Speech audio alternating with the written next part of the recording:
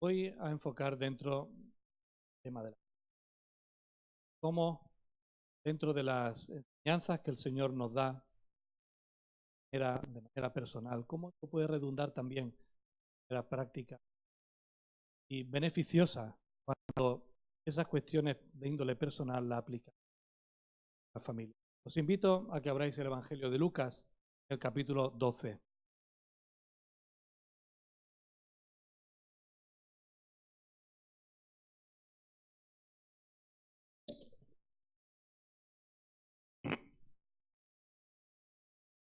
Lucas capítulo 12. Prácticamente vamos a ir navegando por todo el capítulo, que sea cual sea la versión de la Biblia que tienes, lo importante es que la puedas seguir la lectura, porque en este capítulo 12, aparte del Señor estar hablando con sus discípulos acerca, no lo dice con esas palabras, pero va a hablar cosas con sus discípulos que tienen mucho que ver con lo que hemos cantado. Algo, ¿verdad? Una de las canciones. Un pasaje en el que el Señor está enseñando.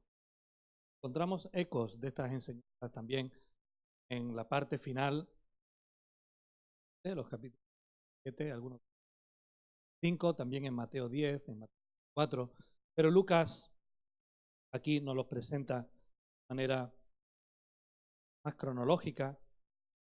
Tiene un porqué la enseñanza. Yo he puesto título, la mejor vida que puedas imaginar para ti, familia. Mejor vida que puedas imaginar para ti. Y en este capítulo, hasta el versículo 48, que tiempo, he identificado al menos 6 principios generales que el Señor trata, que están dirigidos a los discípulos y a todos aquellos que son de una aplicación, en primer lugar, personal, que nos ayudan a saber esa petición que hemos cantado de enséñame a vivir conforme a tu justicia y a tu verdad. ¿Cómo se articula eso? ¿Qué significa vivir conforme a la justicia y a la verdad del Señor? Pues aquí encontramos algunos principios. Y al mismo tiempo, cómo eso puede antes permear, impregnar, dar la vida de nuestras familias para que sean vidas de bendición, vidas donde el Señor pueda seguir obrando, protegiéndonos, también dando en bendición. Comienza este capítulo 12 diciendo, en esto, juntándose por millares la multitud, tanto que los unos a los otros se atropellaban, ese no es uno de los unos a los otros que vamos a estudiar, cómo atropellarnos unos. Los unos a los otros se atropellaban, comenzó a decir a sus discípulos primeramente, guardaos de la levadura de los fariseos, que es la hipocresía, porque nada hay encubierto que no haya de descubrirse, ni oculto que no haya de saberse. Por tanto, todo lo que habéis dicho en las tinieblas, se oirá. Todo lo que habéis dado al oído, aposento, se proclamará las aldeas. Justo antes de comenzar esta enseñanza, siempre cuando hay continuación, me gusta explicarlo, hay un capítulo 12 porque antes hay un capítulo 11. Y al final del capítulo 11 encontramos esa enseñanza de Jesús hacia los fariseos y hacia los intérpretes de la ley. Las palabras más duras vamos a encontrar hacia ellos, estamos en el 11. Unas palabras directas donde Jesús les dice a la cara y sin tipo de tapujos, son unos necios y que son unos hipócritas. Básicamente Jesús les recrimina que sus vidas no fueran coherentes, porque estaban buscando el cumplimiento de la ley de una manera que después ni ellos mismos eran capaces de cumplir. Y aparte estaban pasando por encima algunos de los principios más importantes de la ley, como eran precisamente la justicia y la misericordia.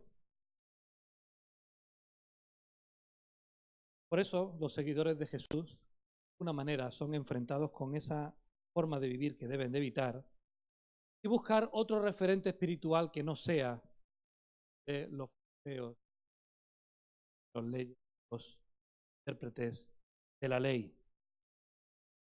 La enseñanza, esta perícopa o en esta sección de cara. Falta hacer una interpretación de ella. Hemos de vivir siendo conscientes de que nuestros días son dados y al final de los mismos tendremos que cara a cara con el Señor. Será entonces cuando todo se sabrá, incluso usando algunas imágenes del Antiguo Testamento, en lo que en la oscuridad pasa, cierto, lo que hables en lo secreto, se conocerá como si hubierais proclamado desde el alto la azotea. Cuando nos encontremos con nuestro Dios, Lucas nos dice que primeramente dijo estas palabras a sus discípulos entre los millares. Allí no habrá máscara,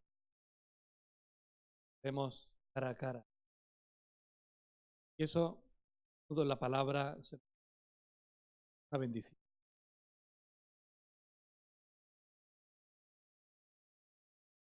Estemos en la presencia del Señor, disfrutando de verle cara, pero también sabiendo que será el momento de ajustar cuentas. Por eso nuestra fe y nuestra vida, hermanos, deben ser coherentes. Eso significa que tiene que haber una correlación entre lo que creemos, pensamos y lo que vivimos. La fe no está limitada a un momento estar aquí sentados, escuchando hablar de la Biblia, cantando canciones. No sirve de nada delante del Señor. No es el reflejo de lo que está pasando. Tenemos que ser ejemplo de justicia para Dios. Esto es la conclusión a la que Jesús llegó en el capítulo 11 y versículo 42. Hay de vosotros, escribas y fariseos, hipócritas, que sois como sepulcros que ven. Hombres que andan no lo saben, dice el 44. ¿Por qué le dice eso? Exactamente 42, y ya estuvimos hablando de este pasaje en alguna ocasión. Hay cosas que hay que hacer, pero pasáis por alto la justicia. Pero una cosa, así que hermanos, hay bendición. Que tu vida sea coherente. Hay bendición en que lo que crees sea lo que vivas. Este es el desafío al que Santiago nos llama. Solamente hacedores de la palabra, sino también hacedores de la misma. Así que el Señor habla a sus discípulos acerca de guardarse de vivir vidas de hipocresía, vidas de fachada, vidas de pienso una cosa pero hago la otra. Más os digo, amigos míos, dan las palabras tiernas. No habéis de vivir de esta manera, digo, amigos míos, no temáis a los que pueden matar el cuerpo, pues nada más. Porque os enseñaré a quién debéis temer. Temed a aquel que después de haber quitado la vida, tiene poder de echar en el infierno. Sí. ¿No se venden 5 pajarillos por 2 cuartos? Con todo, ni uno de ellos está olvidado delante de Dios, pues aún los cabellos de vuestra cabeza están todos contados. No temáis, pues, más valéis vosotros que muchos. ¿De quién hemos de buscar la aprobación? ¿Quién es ese a quien hemos de temer porque tiene el poder para que después de haberse quitado la vida, seamos echados al infierno? ¿Quién creéis que está hablando Jesús? Nuestra primera intención es decir, uy, más, ¿verdad? Pronto nos damos cuenta de que no es. Tenemos que temer a ese Señor con el que nos cara a cara. ¿O acaso tiene Satanás poder para echar nuestras vidas? No tiene. Dios es el único que tiene poder para determinar el destino eterno de las personas. Y por eso el Señor les dice, no temáis. En este fragmento de apenas 3 versículos aparece en 2 ocasiones la expresión. No temáis a esos hipócritas, fariseos y intérpretes de la ley. Os dicen qué tenéis y qué no tenéis que hacer, que os van a perseguir y que en algún momento pueden incluso hasta llegar a quitaros la vida. Pero no le tengáis miedo a ellos. Temer a Dios. Porque solo Dios. Ánimo. Nuestras vidas deben estar movidas por el temor de Dios. Por el temor de Dios y el temor a Dios, que no es tenerle miedo. No es ese respeto reverente que nos hace tenerle en cuenta antes de tomar decisiones. Que Dios sea, posiblemente, aunque así nos lo dice el Señor, nuestra primera opción de pensar, de actuar. Un temor de Dios, como digo, no basado en el miedo. Aunque la imagen sea aterradora, y no podemos negarlo, Dios tiene el poder para determinar nuestro destino, ya para estar con Él, ya para ser buscado lejos de su presencia. Pero aquí de nuevo vienen las palabras que estábamos en el jóvenes y era, ¿qué acaso vosotros no? ¿Qué pensáis que el Señor? Increíble ver en los medios cómo se levantan campañas. No digo que esté mal, que me duele.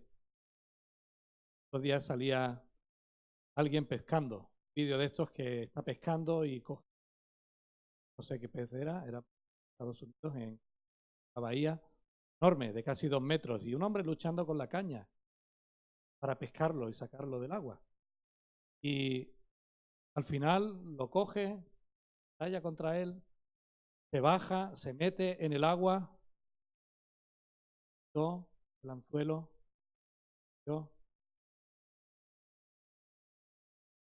fue impresionante la batalla que allí tuvieron.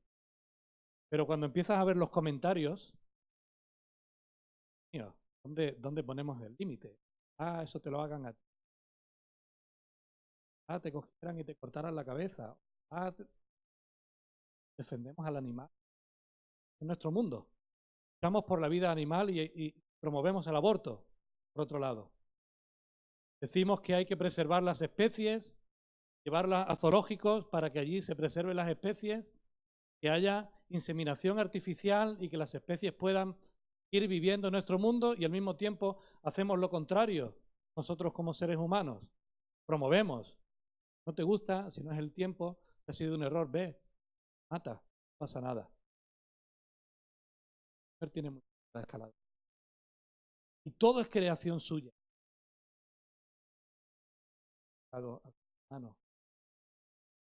El único a quien le ha dado la capacidad de relacionarse con, darle la autoridad, ser mayordomía, ser gestión. Para Dios es valioso. Él conoce hasta el más mínimo detalle de tu mente. Para mí es más fácil de contar mi de vosotros. Pero esa parábola solamente hace decir que Dios tiene un conocimiento pleno, tal. En otro momento dijo, uno de esos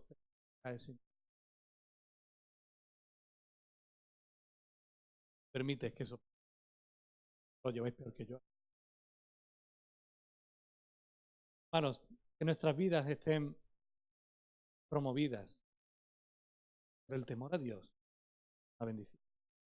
Que nuestras familias estén gobernadas por el temor, Señor.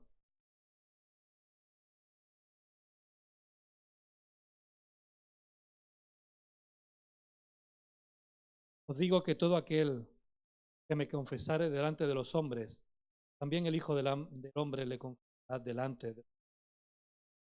Mas el que me negare delante de los hombres, será negado delante de los ángeles de Dios.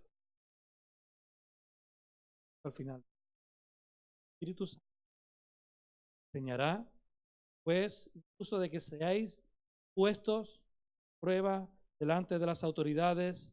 No os preocupáis, 11, por cómo o qué habréis de responder. Porque el Espíritu Santo os enseñará.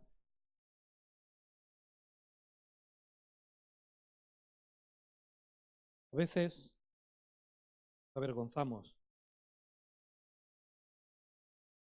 Él ha entregado su vida. El contenido de nuestras palabras no puede dejarse influenciar, y eso parece estar diciendo el Señor, por las circunstancias que nos rodean. Sean tan duras o sean tan difíciles como sean. Nuestro firme propósito debe ser transmitir a Jesús miedo. Si Jesucristo es importante para nosotros, entonces debemos preocuparnos más por lo que Él piense.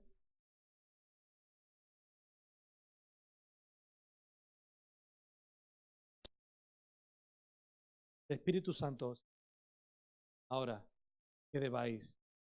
Pero si ya de entrada cerramos la puerta a partir a Jesús, entonces no hay nada que el Espíritu Santo pueda hacer. En una ocasión con una persona, mando militar bastante alto, me comentaba tristeza, algo de trabajo, no sé, de trabajo es.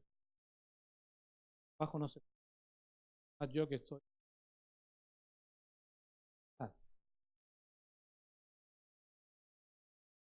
Un poco que abres la boca, ya sabes que todo el peso va a caer de ti. Son circunstancias duras. Los entornos no son más propicios. Hermanos, tenemos que dejar que el Espíritu Santo haga esa obra por nosotros. Tenemos que confiar en lo que el Señor nos dice. Que si nos avergonzamos de Él, y no estoy juzgando a este hermano, aparte de mucho más, tenemos que propiciar, darle lugar a que el Espíritu Santo pueda hacer a través nuestra la obra que quiere hacer. ¿Cómo creerán? ¿Cómo irán? El creer viene del oír la palabra de Dios. El creer no va a venir por otra cosa. Sin duda, Pablo fue un buen ejemplo de esto cuando dijo a los romanos, porque no me avergüenzo del Evangelio, porque es poder de Dios para salvación a todo aquel que cree. Y así también animó a Timoteo, a su colaborador más estrecho, y le dijo, no te avergüences, porque no nos ha dado Dios espíritu de cobardía, sino de poder, de amor y de dominio propio. Por tanto, no te avergüences de dar testimonio de nuestro Señor Jesucristo. Si negamos a Jesús con nuestras palabras o nuestros actos, no propiciamos que otras palabras puedan ser hechas, puedan ser debatidas, puedan ser tenidas en cuenta por aquellos que no le conocen. El Señor quiere que todos lleguemos al conocimiento de la verdad. Si tu disposición es vivir con ese temor de Dios, no le niegues. No te calles. Salga el tema, no te escabullas por miedo al que dirán. Porque el Señor ha dicho, yo estoy contigo. Será el Espíritu Santo quien estará poniendo palabras en tu boca. Creo que todos hemos podido experimentar en algún momento el gozo de decir algo y decir, ¿dónde ha salido eso? Había pensado en eso, pues mira, no ha estado tan mal. El Espíritu Santo hace bien las cosas. Hermanos, no podemos negar al Señor, ni en nuestra vida, ni en nuestra familia. No os avergoncéis de hablar del Señor con los vuestros. Como padres tenemos una responsabilidad. Como esposos tenemos una responsabilidad. Y tenemos un gran privilegio, hacer ver a los nuestros de qué manera el Señor está obrando en nuestras vidas y en nuestras familias. No todos son medallas para nosotros. Y el Señor está obrando en nuestras familias, compártelo. Mira a tus hijos, mira el ascenso que he tenido. Gracias al Señor que llevo orando por esto. Mira la bendición que el Señor ha hecho entre nosotros. ¿Cuánto tiempo llevamos trabajando y orando para que el Señor haga esto? Involucra al Señor como ese nudo de 3 dobleces que habla la palabra, ¿verdad? Porque Él tiene que ser parte integrante de nuestras familias. Sigue diciendo el Señor en el versículo 13, o sigue contándonos Lucas. En medio de eso le dijo uno de la multitud: Maestro, di a mi hermano que parta conmigo la herencia. Mas él le dijo: hombre, ¿quién me ha puesto entre vosotros como juez partidor? Les dijo a los suyos: mirad, guardaos de toda avaricia, porque la vida del hombre no consiste en la abundancia de los bienes que posee. Y también le refirió una parábola diciendo: la heredad de un hombre rico había producido mucho. Y él pensaba dentro de sí diciendo: ¿qué haré? Porque no tengo dónde guardar mis frutos. Y dijo: eso haré. Derribaré mis graneros y los edificaré mayores. Y allí guardaré todos mis frutos y mis bienes. Y diré a mi alma: ahora, alma, muchos bienes tienes guardados para muchos años. Así que repósate, come, bebe y regocíjate. Pero Dios le dijo: necio, esta noche vienen a pedir tu alma. Lo que has provisto, ¿quién será? Y es el que hace para sí tesoros, rico, para con Dios. Hermanos, la advertencia que Dios está haciendo a los suyos, a tenor de las palabras de estos dos que vienen, pedirle al Señor que, oye, que mi hermano no me lo quiere dar. Por favor, dile tú algo. Es que hay que guardarse la avaricia. Primero les dijo: guardaos de la hipocresía, y ahora les dice: guardaos también de la avaricia, porque la vida es mucho más que tener. Creo que una buena cura de la avaricia es la gratitud y el saber dar. Y habéis relatado algunos de una manera diferente. El discipulado, hablábamos la semana pasada de ese don de generosidad que no está reñido con la responsabilidad que tenemos todos los hijos de Dios de ser generosos, ser una extensión del amor de Dios hacia los demás. Pero la mejor cura de todas es saber que lo importante es ser rico para con Dios. El fin de nuestros días, hermanos, no está en nuestra mano. Y ahora vamos a hablar de qué es ser rico para con Dios, porque la continuación de esta breve enseñanza, guardaos de la avaricia, de acumular y de que todo sea para vuestra vida, gozar de los bienes materiales. El Señor de nuevo le dice a los discípulos, y aquí encontraremos eco de Mateo 6. Por tanto os digo, no os afanéis de vuestra vida, que comeréis, ni por el cuerpo que vestiréis, porque la vida es más que la comida y el cuerpo que el vestido. Considerad los cuervos, que ni siquiera siembran ni siegan, ni tienen despensas ni graneros, y Dios los alimenta. Y estaréis de acuerdo conmigo que el cuervo no es el animal más simpático. Precioso verle volar. No es de los más simpáticos, ¿verdad? ¿No valéis vosotros mucho más que las aves? ¿Quién de vosotros podrá, con afanarse, añadir a su estatura un codo? Pues si no podéis, ni aún lo que es menos, ¿por qué os afanáis por lo demás? Considerad los lirios, cómo crecen, no trabajan ni hilan, mas yo os digo que ni aun Salomón con toda su gloria se vistió como uno de ellos. Y si así viste Dios la hierba que hoy está en el campo y mañana es echada al horno, ¿cuánto más a vosotros, hombres de poca fe? Vosotros pues no os preocupéis por lo que habréis de comer, ni por lo que habéis de beber, ni estéis en ansiosa inquietud, porque todas estas cosas buscan la gente del mundo, pero vuestro Padre sabe que tenéis necesidad de todas estas cosas. Mas buscad primeramente el reino de Dios, y todas estas cosas os serán añadidas. No temáis, manada pequeña, porque a vuestro Padre le ha placido daros el reino. Vended lo que poseéis y dad limosna. Haced bolsas que no se envejezcan, tesoros en los cielos que no se agote, donde el ladrón no llegue y la polilla destruye. Porque donde está vuestro tesoro, también estará vuestro corazón. De nuevo el Señor alienta y nos anima con palabras: no temáis. Y ahora no nos dice amigos, dice manada pequeña. Unas palabras que hablan de la cercanía con la que el Señor trata a los suyos, ¿verdad?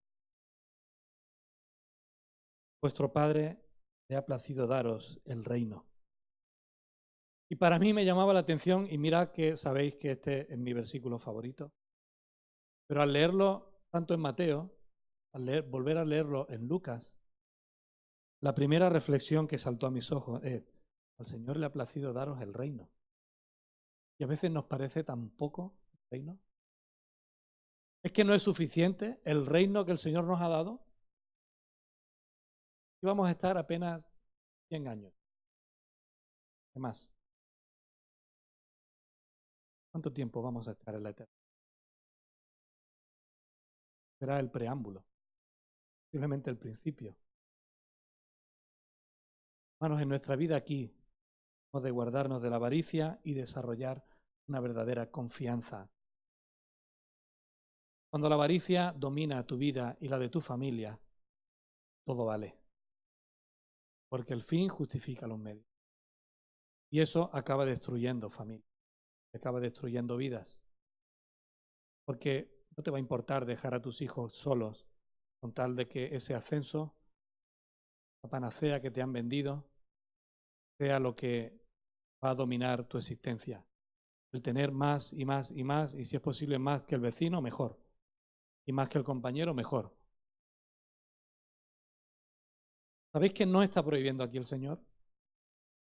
El Señor no está prohibiendo tener posesiones, ni aquí ni en ningún otro pasaje. El Señor no prohíbe que el cristiano sea previsor, que ahorre lo que pueda y que tenga un pensamiento de qué vendrá en el futuro.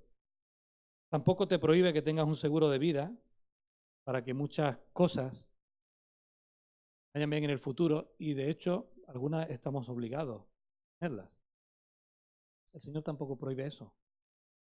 El Señor no prohíbe que disfrutemos de las cosas buenas de la vida. Y en el mundo en el que vivimos encontramos muchas. El Señor tampoco prohíbe el que puedas tener a buena cuenta.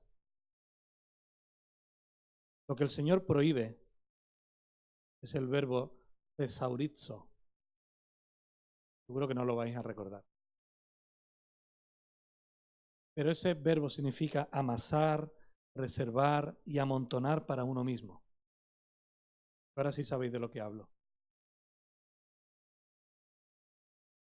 Yo, mi, mío, para mí. La conjugación del ávaro.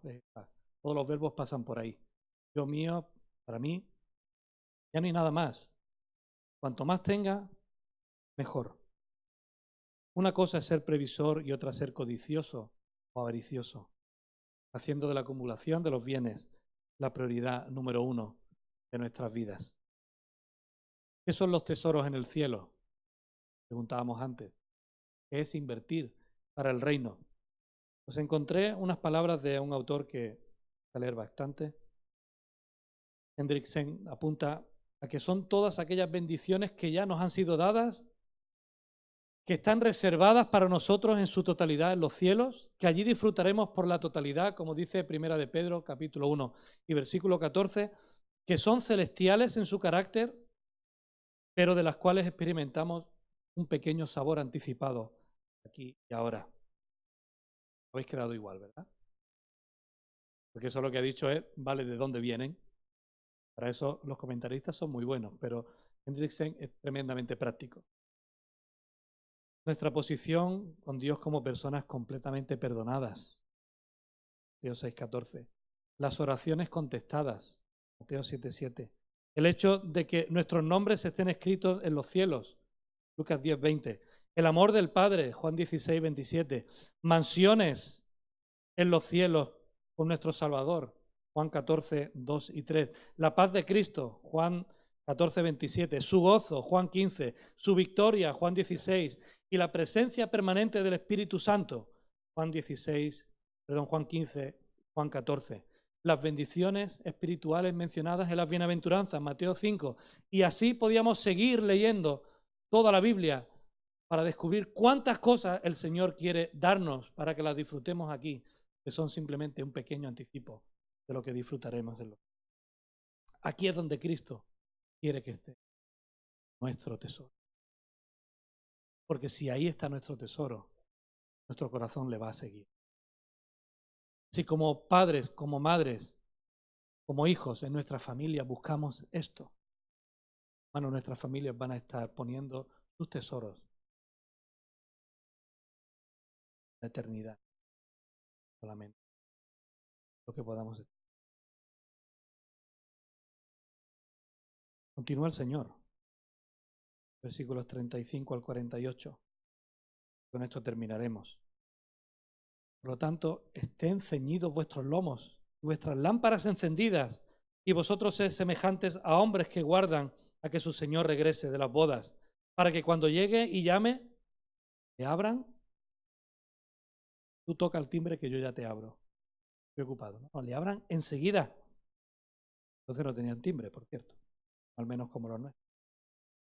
Bienaventurados aquellos siervos a los cuales su Señor cuando venga halle velando. De cierto os digo que se ceñirá y hará que se sienten a la mesa y vendrá a servirles. Y aquí está la locura del Evangelio.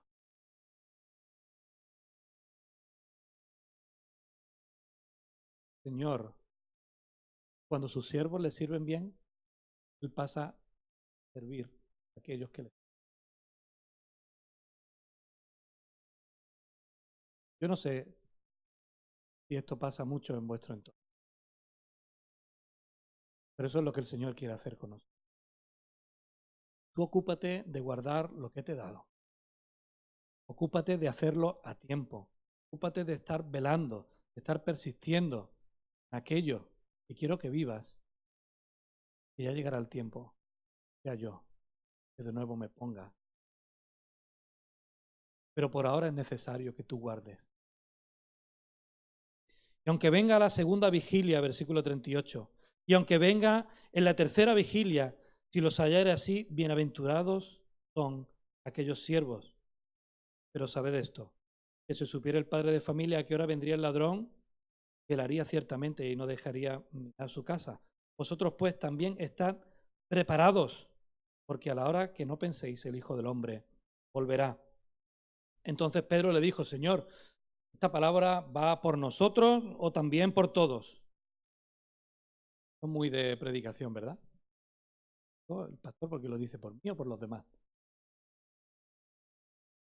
El Señor le dijo,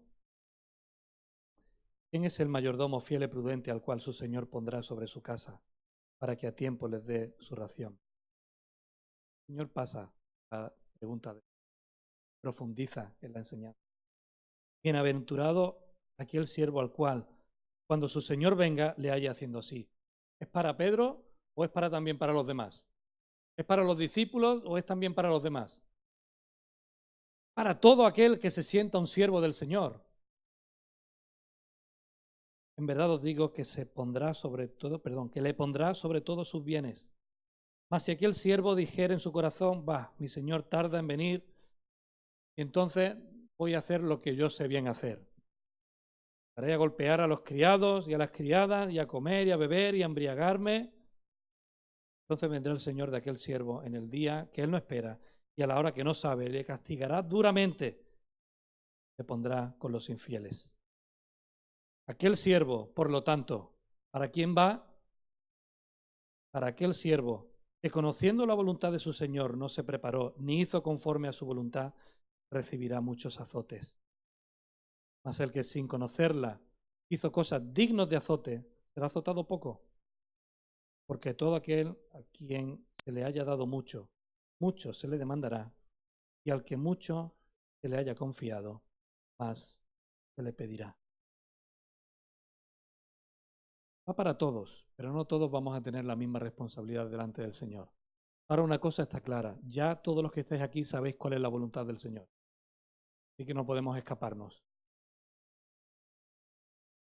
El Señor está hablando tuyos de que la vida tiene que estar predominada por un servicio fiel, por una preparación activa, estar vigilantes y preparados para cuando Él venga, por una vigilancia constante y por un trabajo responsable.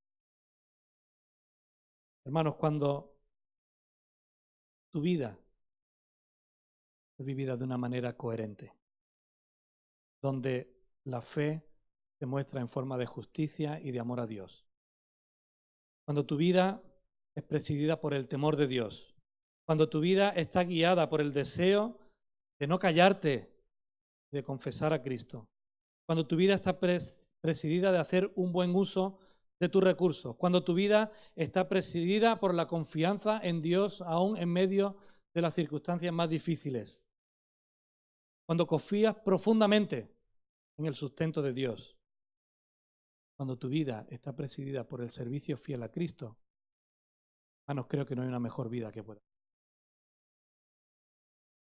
No hay una mejor vida que puedas pensar. Cuando tu familia está presidida por esa fe, que aprende a vivir en familia la justicia y el amor a Dios. Cuando en tu familia el temor a Dios es algo serio. Cuando en tu familia hay un deseo de confesar a Cristo lo que Cristo está haciendo en medio de vosotros. Cuando en tu familia hay un buen uso de los recursos. Cuando en tu familia la avaricia no es algo importante. Cuando en tu familia se confía profundamente en que Dios va a actuar en medio de las dificultades. Y cuando en tu familia se vive el amor ferviente y el servicio fiel al Señor, no hay una mejor vida que puedas pensar para tu familia.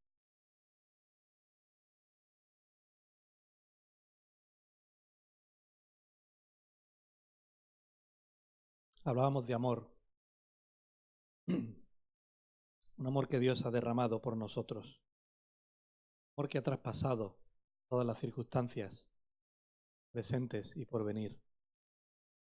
Hermanos, no queremos día especial de familia, que pudiéramos acercarnos a la mesa del Señor en familia.